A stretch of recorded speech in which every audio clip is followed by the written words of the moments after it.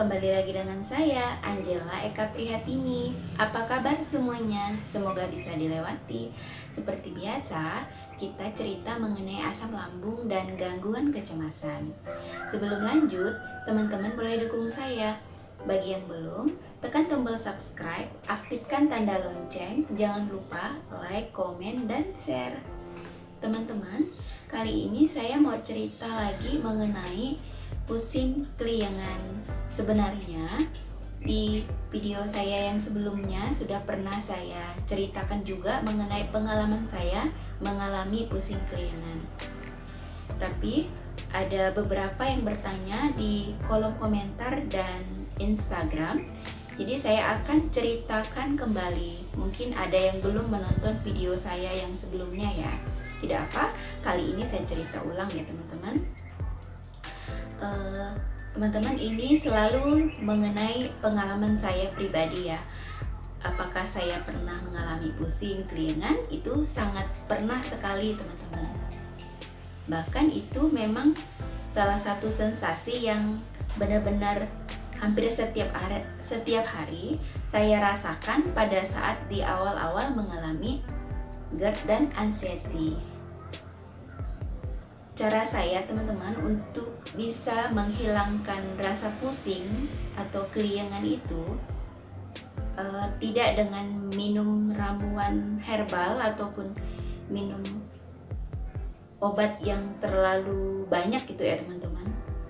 Karena teman-teman sendiri kan tahu saya memang tidak bergantung dengan obat gitu ya. Karena kalau masih bisa disembuhkan dengan tidak harus minum obat, jadi saya harus menyembuhkannya dengan mengubah pola pikir teman-teman. Pola pikir yang pasti saya menerapkan 3P gitu ya, pola makan sehat, pola hidup, dan pola pikir yang sehat.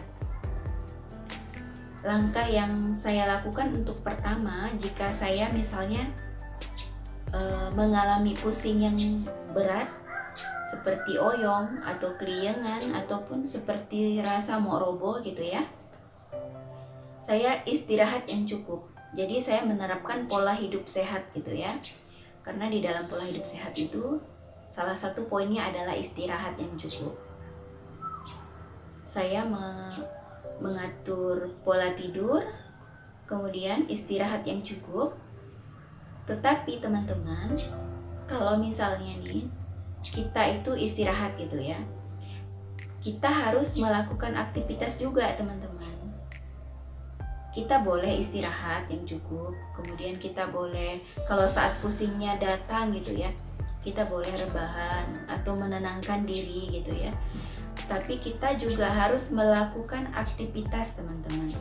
Karena kalau kita tidak melakukan aktivitas, itu bisa membuat kita jadi semakin mengalami stres gitu teman-teman. Kenapa bisa stres?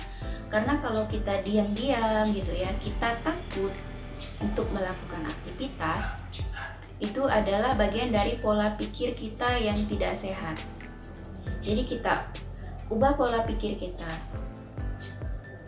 Kita buang jauh-jauh pikiran kita yang mengatakan bahwa kalau kita melakukan aktivitas nanti kita bisa tambah pusing ataupun bisa pingsan gitu ya. Buang jauh-jauh pikiran itu. Kalau memang kita dituntut misalnya bagi seseorang yang mungkin harus melakukan aktivitas, misalnya kerja. Dulu kalau saya kan pengalamannya kerja ya teman-teman. Pusingnya itu kan datangnya tiba-tiba biasanya ya. Kalau saya tidak di waktu yang tertentu, kan pusingnya juga tidak tahu saya harus kerja, saya harus istirahat gitu ya. Yang pasti pusingnya datang dan sementara saya harus kerja, jadi saya harus tetap kerja. Iya, kalau sehari atau sekali 2 kali kita bisa mengambil libur gitu ya teman-teman, mengambil cuti. Tetapi tidak mungkin kita lakukan setiap hari jika pusingnya memang muncul di setiap hari. Jadi kita abaikan rasa pusing itu memang tidak mudah ya untuk diabaikan. Karena itu kita seperti sempoyongan ya kalau saya merasakannya. sempoyongan, dan kita kalau berjalan itu seperti mau roboh badan kita, seperti mau pingsan gitu ya. Abaikan itu, tetap lakukan aktivitas yang memang kalau kita punya tanggung jawab untuk melakukannya, menyelesaikannya. Biarkan rasa pusing itu, kita tetap seperti biasa, seperti orang normal lainnya gitu ya. Kita juga normal, cuma maksudnya seperti orang yang tidak mengalami pusing gitu ya. Tapi kalau memang kita tidak mampu, ya, kita boleh istirahat gitu teman-teman. Dan yang penting juga teman-teman yang harus kita perhatikan, kita harus cek kesehatan kita teman-teman. Kalau kita mengalami pusing yang sangat berat ya, cek HB kita, tekanan darah kita gitu ya, kita periksa dulu. Kita harus pastikan bahwa kita memang dalam keadaan yang sehat.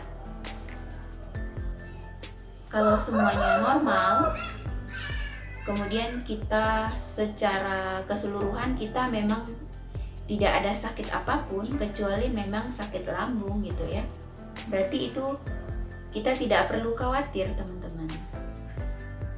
Jangan lagi membuat opini di dalam pikiran kita bahwa kita itu sakit berat atau mengalami sakit-sakit yang lain. Jadi untuk lebih pasti, periksakan diri dulu teman-teman. Kalau sudah normal semuanya, oke gitu ya, lakukan saja aktivitas seperti biasanya. Tetap terapkan 3P. Kemudian istirahatnya benar-benar harus cukup gitu ya teman-teman, supaya kita tidak mudah lelah. Lelah itu bisa mengakibatkan kita menjadi pusing juga teman-teman. Kemudian kalau kita terlalu lelah, pikiran kita juga stres. Itu bisa juga mengakibatkan kepala kita pusing gitu ya teman-teman.